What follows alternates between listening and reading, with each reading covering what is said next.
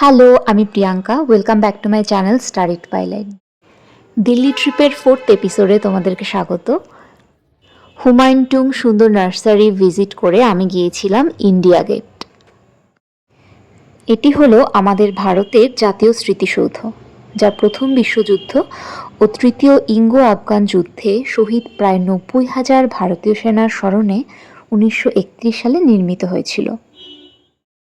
1971 সালের ভারত পাকিস্তান যুদ্ধের পর এই স্মৃতিস্তম্ভের নিচে একটি চিরন্তন শিখা যুক্ত করা হয়, যার নাম অমর জওয়ান জ্যোতি, যা শহীদদের আত্মত্যাগের প্রতীক। ইন্ডিয়া গেটের সামনে সরাসরি দেখা যায় রাষ্ট্রপতি ভবন। সেখানে যে রাজপথ অবস্থিত, প্রতি বছর প্রজাতন্ত্র দিবসে কুচকাওয়াজ অনুষ্ঠিত হয়। একদম ক্লোজিং টাইমে গিয়ে পৌঁছেছিলাম, তাই পুরোটা ঘুরে দেখা হয়নি।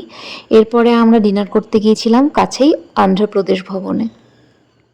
এখানে যে ক্যান্টিনটাতে আমরা ডিনার করেছিলাম নাম ছিল সাই ক্যাটারার্স, আর খাবার দাবার বেশ টেস্টি ছিল। আমরা নিয়েছিলাম একটা আন্ধ্রা স্পেশাল থালি আর আন্ধ্রা স্পেশাল বিরিয়ানি।